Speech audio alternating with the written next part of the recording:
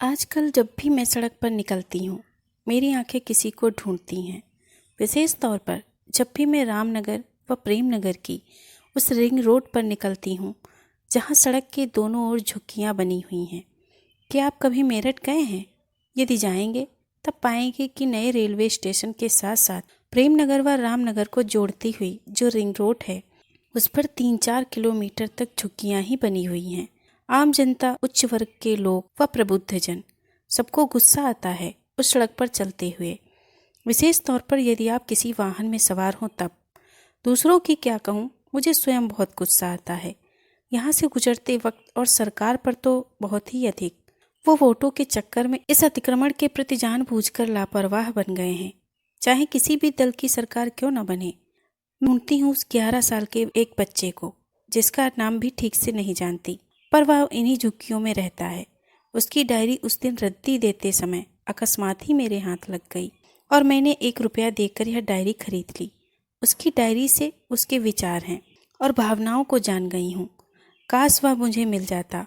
क्या आप भी उत्सुक हैं उस डायरी को पढ़ने के लिए? डायरी में लिखा था, अन्ना की डायरी, कक्षा 6, 30 मार्च। मैं सरकारी स्कूल में पढ़ता हूँ। अपनी कक्षा में प्रथम आया हूँ, पर फिर भी पता नहीं क्यों मास्टर जी मुझसे चिढ़ते हैं। कभी एक सवाल भी गलत हो जाता है तो कहते हैं, अरे चमट्टे, तू क्या पढ़ेगा, चल जाकर अपना पुश्तैनी काम कर, या फिर बाप की तरह रिक्शा खींच।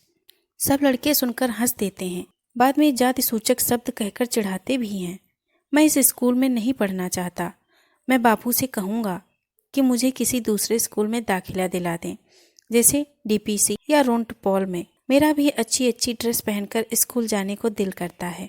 सफ़ेद मोजे और काले जूते मुझे भी बड़े अच्छे लगते हैं।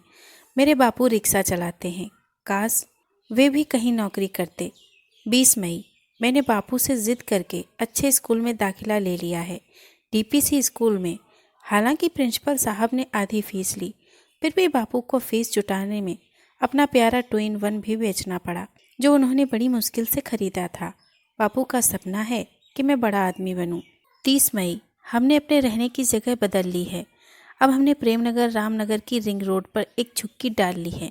यहाँ से मेरा नया स्कूल बहुत पास पड़ता है।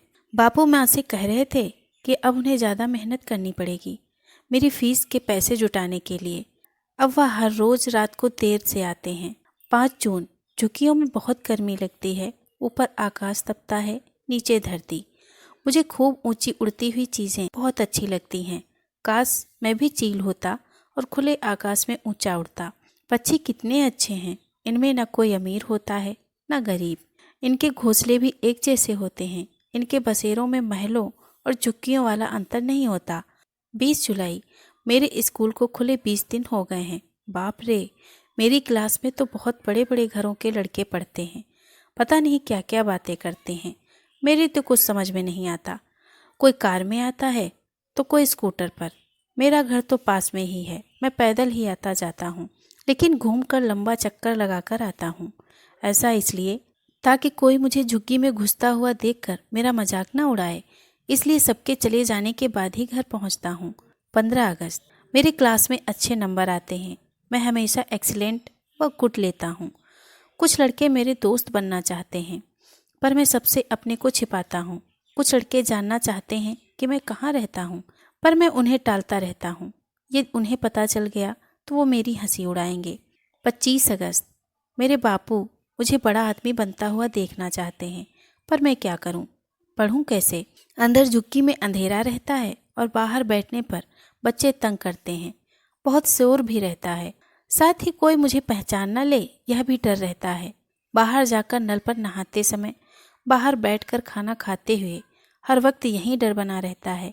पहले मैं हम उम्र बच्चों के साथ खूब खेलता था, मस्ती करता था, पर अब झुग्गी से कम ही बाहर निकलता हूँ। माँ डांटती है, घर घुस्सू कहती है, पर मैं चुप रहता हूँ। क्या करूँ, कुछ समझ में नहीं आता। 25 अक्टूबर, मेरे स्कूल आजकल बंद हैं। मेरी पढ़ाई के कारण सब टीचर्स मुझे प्यार करते हैं।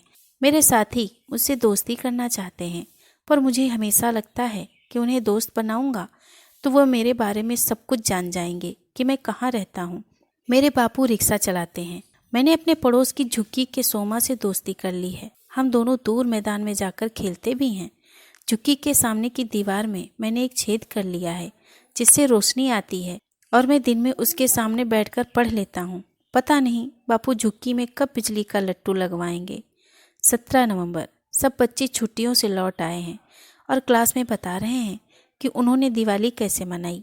किसी के पापा ने 1,500-2 हज़ार रुपये के पटाखे ला कर दिए और किसी के पापा ने 2,000 रुपये से भी ज़्यादा के।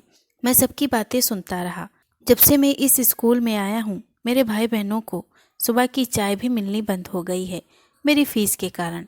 20 दिसंबर। अब मेरे बापू ने भी झुग्गी में बिजली का लट्टू लगा लिया है क्योंकि अंधेरा जल्दी होने लगता है। इस लट्टू के लिए उन्हें 20 रुपये महीना देना पड़ेगा, सरकार को नहीं, रामू व अब्दुल को। सब बच्चे बोल रहे थे कि वे छुट्टियों में कहाँ कहाँ जाएंगे घूमने, पर मैं क्या बोलता, बस चुप्पी साध लेता हूँ।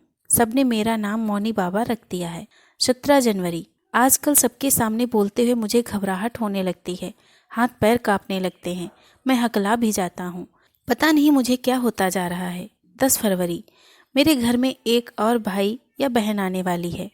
पहले से ही हम 4 भाई बहन हैं। इतनी सी झुग्गी में वह कहाँ समाएगा। पता नहीं बापू क्यों ला रहे हैं यह बच्चा।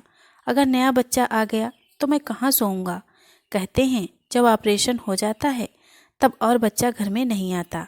20 मार्च। मेरी परीक्षा हो गई है और छुट्टियां भी हो गई हैं।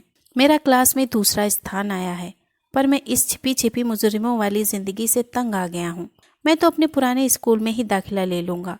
इससे तो यही अच्छा है, यहाँ सब जानते तो हैं कि मैं कौन हूँ। यहाँ तो मैं एक अपराधी की तरह अपने आप को छिपाता हूँ। मेरा दम घुटता है। मैं बापू से कहूँगा कि वे मुझे पुराने स्कूल में ही पहुँचा दें, या भगवान किसी के दल में बैठ जाएं और वो अपने घर में हमें जगह दे दें, या फिर मुझे कोई अमीर आदमी गोद ले ले जिससे मैं पढ़ लिख कर बापू का सपना पूरा करूं और फिर वापस बापू के पास लौट कर आऊं। यहाँ उस बच्चे की डायरी के पन्ने समाप्त हो गए, या फिर आगे क्या हुआ, क्योंकि आगे के पन्ने फटे हुए थे। मैं इसलिए उसे ढूंढ रही हूँ। इस कुंठाग्रस्त बचपन, अभावग्रस्त जीवन और अपने आप को दुनिया से छिपाता हुआ वह कैसे अपने भविष्य को संवारेगा।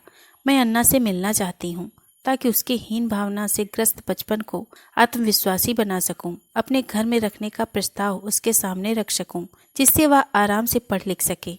यदि आपको कहीं मिल जाए अन्ना, तो कृपया उसे बता दीजिएगा कि मैं अनुसुईया प्रेम नगर में रहती हूँ और उसे ढूंढ रही हूँ, उसकी चाहत पूरी करने के लिए। कृपया भूलिएगा नहीं।